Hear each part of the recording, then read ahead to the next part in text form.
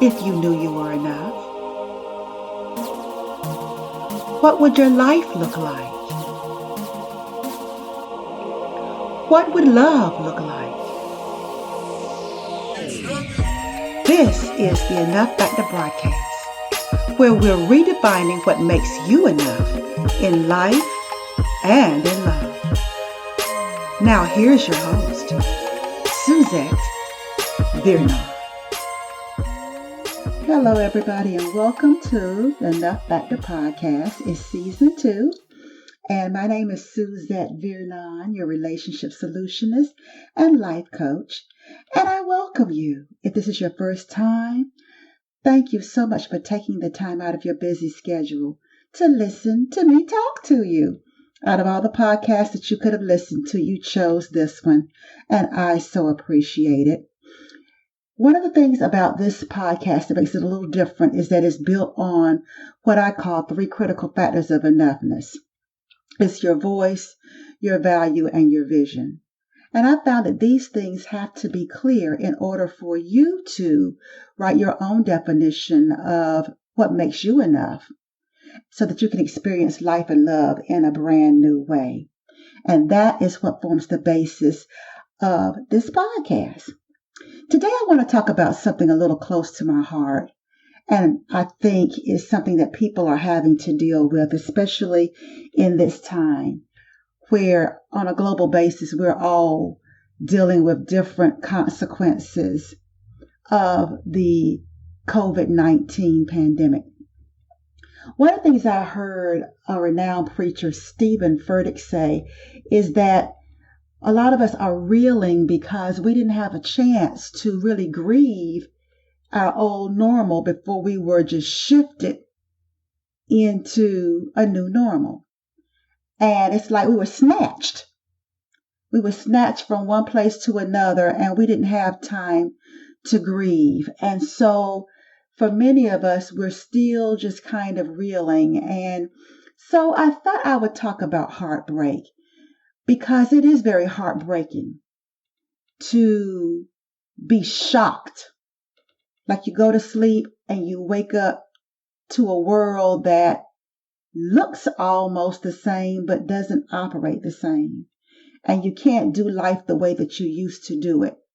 So you have to grow up fast. You have to cry and grieve as you're moving.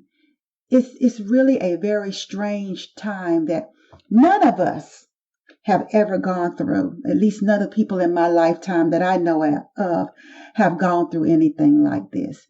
So let's talk about heartbreak. And as you know, relationships is my jam. It is what I have gained the most insight from, and I feel like it's part of my purpose. Not just to those who want loving, intimate relationships, but also to those who are in them. So let's talk about heartbreak for a minute so that we can kind of bring some closure and get a sense of calm and a sense of balance. Heartbreak changes you. There is no avoiding it. You will never be the same. Never. From the moment of my heartbreak, my relationship with love changed. It went from something that I welcomed with ease to something I no longer trusted. Love in my mind had failed me. Kind of feel similar to how you feel about this new normal. But to me, I had done all the right things. Those I'm a good woman things. Yet love didn't love me. And until I could figure out how to decode that, I couldn't trust anything that was happening in my now. It's not that we won't suffer heartbreak. Live long enough, and we all will. It's a part of life. Whenever you extend your heart, you run the risk of it being broken.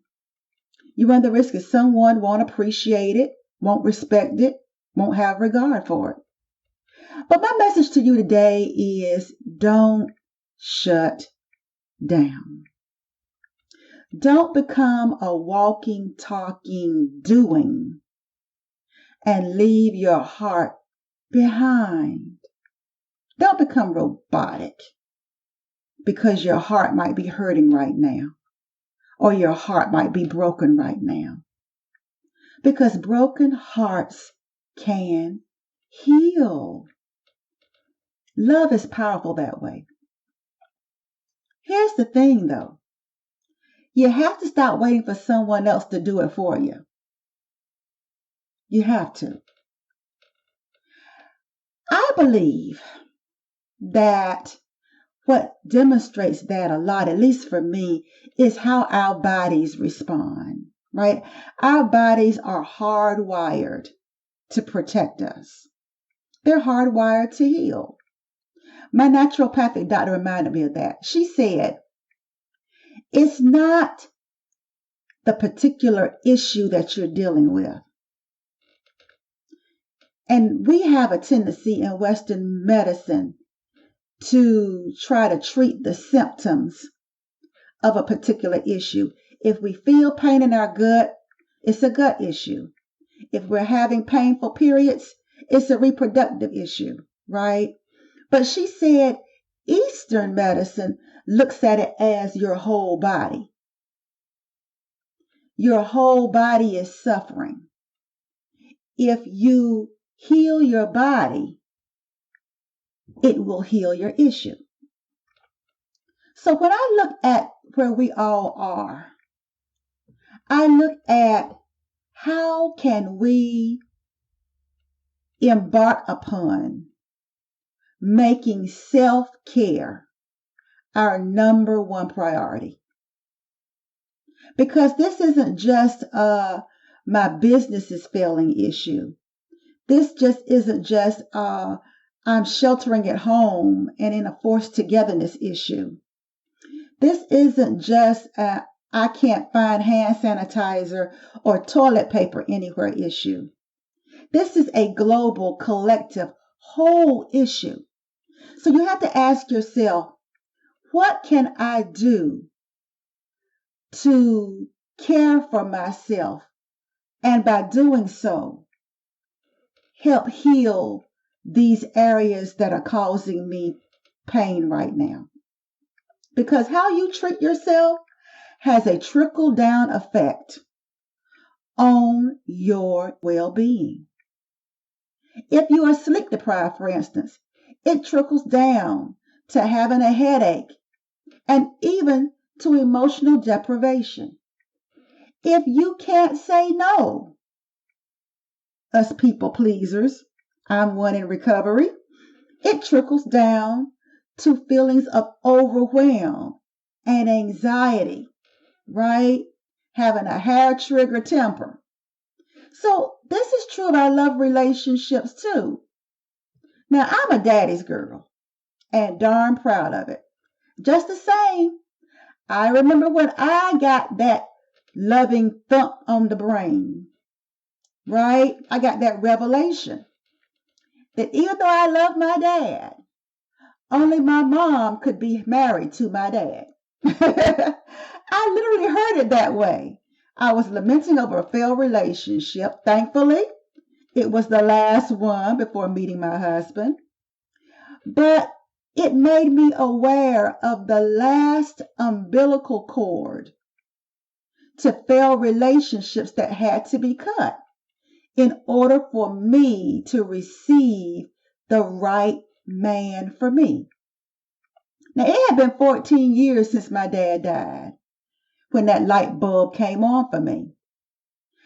Studies show, right, that we are attracted to our opposite sex parent. We tend to gravitate to people like them, be it for good or be it for ill.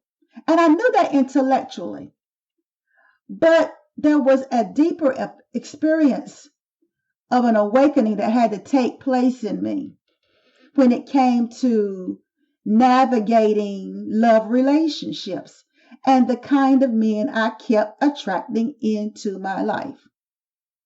And while my last boyfriend was an improvement, he still was very much like my dad. And when the relationship was over and I was looking back at the relationship more soberly, I realized that the little girl me had not buried my father. And so she was still picking my boyfriends. Now, my last boyfriend was animated, expressive, principled, but he was also stubborn, rigid, and emotionally inaccessible. I learned two things, and I want to pass them along to you. Expressive doesn't mean a person is accessible. Just because a person can show emotion doesn't mean they're emotionally available. My dad showed a lot of emotion. I mean, he cried when he watched the Waltons and Little House on the Prairie. He was very expressive in his communication and his principles. But he thought that me expressing feelings was weak. He resisted it. He hated it. He hated when I told him how I felt. When I said that hurt me. That hurt my feelings when you did that. Oh God, he couldn't take it. So that was the first thing. The second thing, which I've already said, is only my mom could have been married to my dad. And while it is true that I admired my dad, and I hold a lot of his expressive energy in me and how I sing and express myself, I could never ever be happy with him. He talked a lot, but he could not listen. He was more about making his point. He only listened to make a point. And as a result of that, I couldn't communicate with him about the things about me that it was so important that he understood. What I learned was if I didn't understand men, I was stuck in a vortex of familiarity. That meant I kept attracting the same man, different clothes. Now, if I couldn't be married to my dad and I was attracted to men like him, then it was essential that I disconnect. I had to unlearn what I was socialized to be attracted to.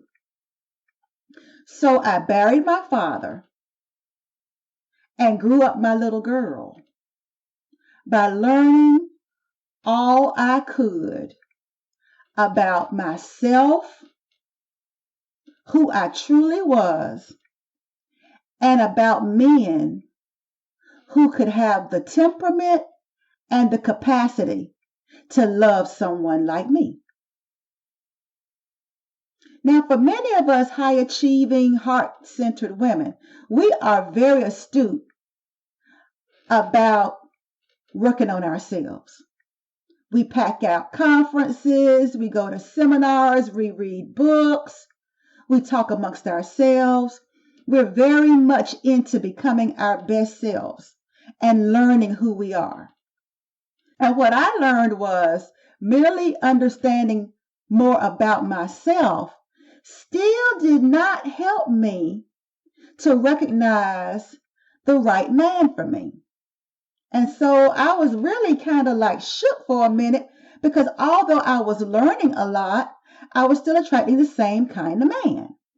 So central to me growing that little girl up so that she could recognize love, a love that could love and appreciate and be a partner and a long-term mate for me, was that I had to learn to speak a man's language. I couldn't disconnect from that attraction to Mr. Wrong to attach to Mr. Right unless I learned how men show up. I had to learn how they show up in relationships. I had to learn that. And so I had to do the work to get to know them instead of judging the rightness or the wrongness of them. Hence the power of love to transcend heartbreak. Because if we don't transcend heartbreak, we're doomed to repeat it, right? Pain keeps us stuck in a whirlpool, unable to get out. And it shows up as one failed relationship after another. The only way to break the cycle is to transcend. By definition, transcend means to surpass, rise above, break through. It doesn't mean to just get in a new relationship and hope things will be different this time. We are transformed as we rise. So, how you think about things changes as you go up. And how many of you know that if you can cultivate healthy love relationships with men, it provides a great foundation for you to become more fluent in speaking your language as well and understanding who you are. That's it for now. That's what I have to share. Thanks for tuning in, and I'll see you right here next Sunday. Bye. You have just listened to the Enough Factor podcast with your host, Suzette Vearnon. To get notified of new episodes or to dig deeper into today's topic, become a subscriber. And while you're at it, tell us how we're doing and what topics you're interested in. We appreciate your feedback and your reviews. Until next time, remember, you are worthy, you are worth it, you are enough.